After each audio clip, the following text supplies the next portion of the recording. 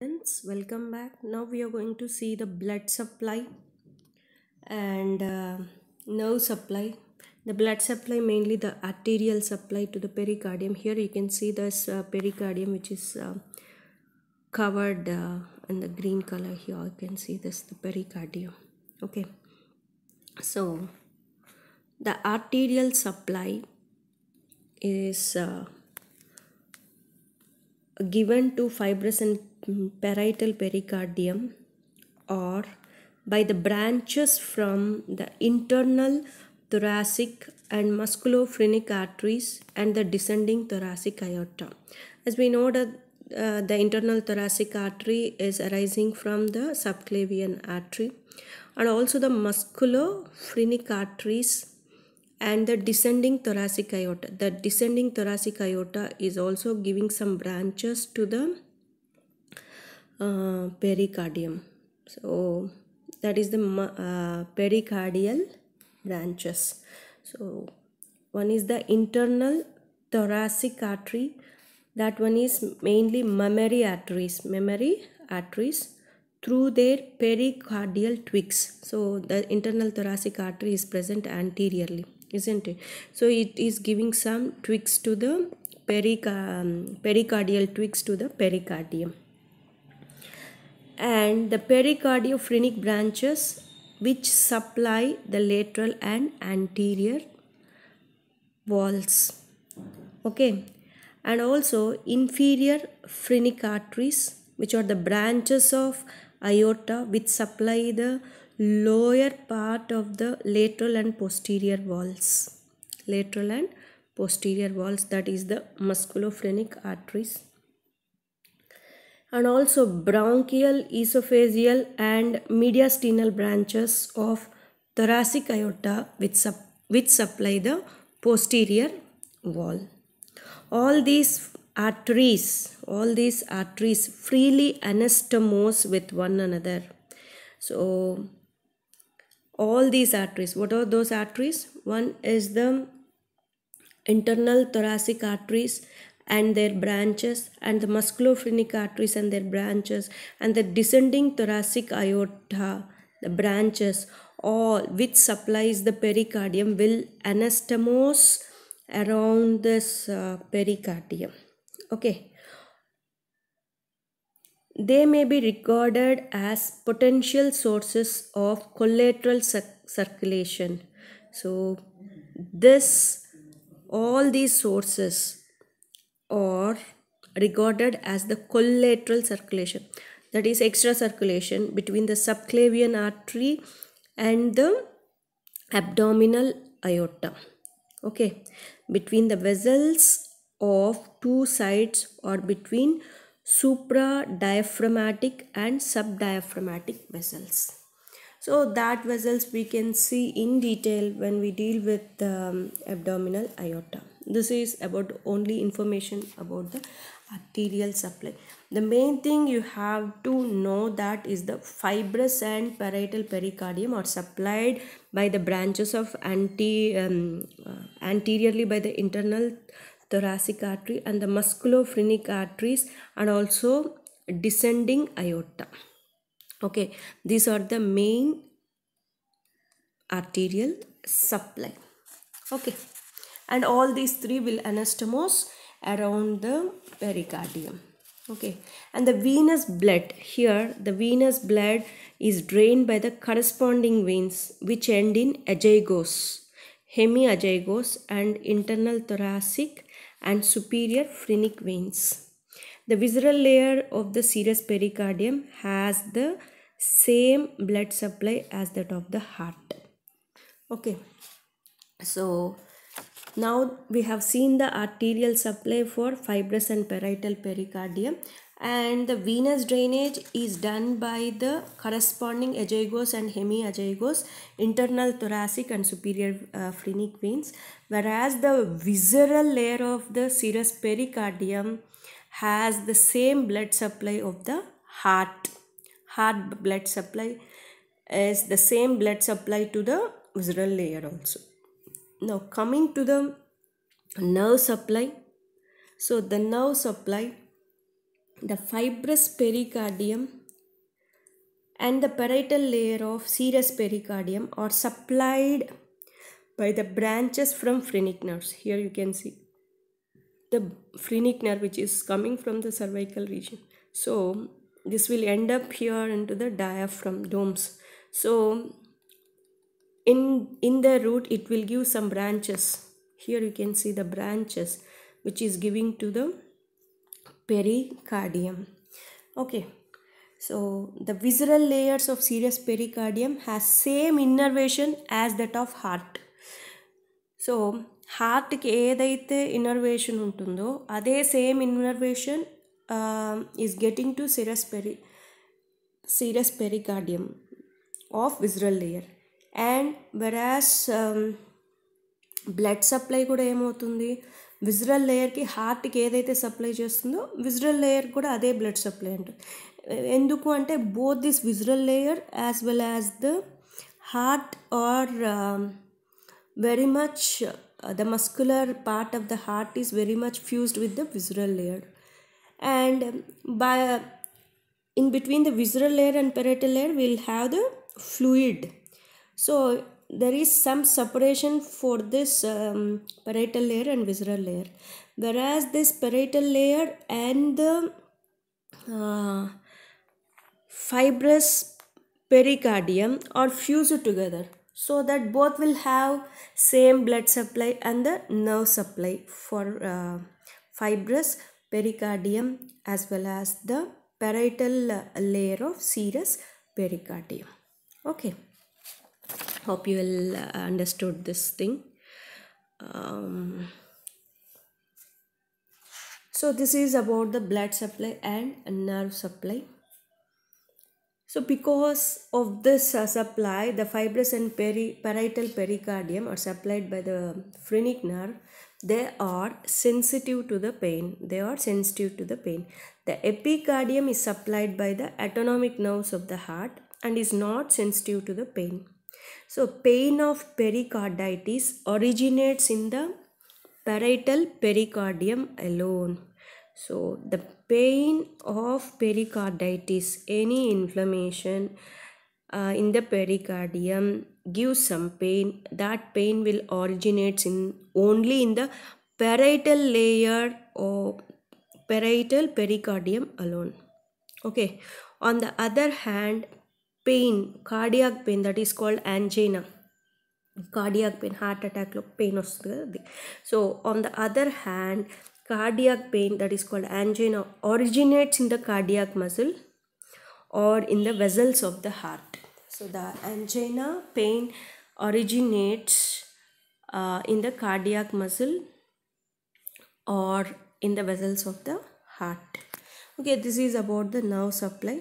So the fibrous and parietal pericardia are supplied by the phrenic nerve. Okay, and the epicardium is also called as visceral pericardium, or supplied by the autonomic nerves of the heart, and it is not sensitive to the pain. Pain of the pericarditis originates in the parietal pericardium alone. On the other hand, if you can see the cardiac pain, that is angina, originates in the cardiac muscle and in the vessels of the heart. So this is about the blood supply and nerve supply of the pericardium. Coming to the applied anatomy. So some collection of fluid in the pericardial cavity is referred to as pericardial effusion. Okay. So in some diseases of pericardium, fluids may accumulate in the pericardial cavity, that is called as pericarditis with effusion. So it is called as pericardial effusion. Okay, when such kind of accumulation takes place, the heart cannot dilate freely. So as we know that, because the fibrous pericardium limits the physical potential space of the organ. Okay, and this is the normal space of the pericardial cavity. What happens if any accumulation of the fluid takes place? What will happen? This layer will increases. So the pericard, due to the accumulation, this pericardial cavity increases. So what is happening to the physical space of the heart? The physical space of the heart is decreased. Then what happens? So the contraction, the movements, the motions of the heart is affected. So what is happening? The cardiac output is diminished. The cardiac output is diminished. That means each part of the heart has to contract and relax for certain extent to give the cardiac output. But because of this, heart which cannot dilate freely reduces its cardiac output. So to improve the cardiac output, what we have to do is we have to remove the excess fluid which are accumulated in the pericardium by a process called as paracentesis. What you call? The process is called as paracentesis. So for this kind, there are number of types of approaches are there. In that, the first one is the anterior thoracic approach. In the anterior thoracic approach, just above the sixth costal cartilage, here you can, in the fifth intercostal space, 1 finger breadth from the left side of the sternum. So as we know that space is free from any other attachments, isn't it? On the left lateral side of the sternum, that is the place. The pericardium is not associated with any other structures, so that part has to be identified. So that part is at the level of above the sixth costal cartilage, in the fifth intercostal space, 1 finger breadth from the left side of the sternum. So here what they will puncture the intercostal space just lateral to the apex beat, or in the angle between the xiphoid process and left costal margin. So between the xiphoid process and the left costal margin, with the needle directed upwards, backwards and to the left side. So the needle they will send in between the xiphoid process and the left costal margin with the needle directed upwards and backwards. So the needle will send here upwards, backwards and towards the left side. So by that way the needle is sent, and then they will puncture that pericardium and they will drain the effusion. Okay, another approach is the abdominal approach by passing the needle upward. So this one is the abdominal approach. So anterior thoracic approach is the puncturing in between the fifth intercostal space and 1 finger breadth from the left side of the sternum, that is the anterior thoracic approach. Whereas the abdominal approach is passing the needle upward and also in between the xiphoid process and the angle, the needle is directed upwards, backwards and to the left. And coming to the posterior thoracic approach, the needle being inserted over the 8th rib midway between the inferior angle of the scapula and the midline. So inferior angle of the scapula and the midline, directing towards the middle of the chest, by introducing a needle to the left of xiphoid process in the upward and backward direction, at an angle of 45 degrees to the skin. at an angle of 45 degrees angle to the skin. The pleura and the lung are not damaged due to the presence of the cardiac notch in this area. Due to the presence of cardiac notch in this area. So these are the methods to remove this pericardial effusion. So these are all about for your knowledge. So these are the approaches done during this pericardial effusion. Okay. So this is about the applied anatomy, and also another condition called as constrictive pericarditis. As a result of severe infections, the pericardium becomes thickened and adherent to the heart. So that means it will restrict the heart still more.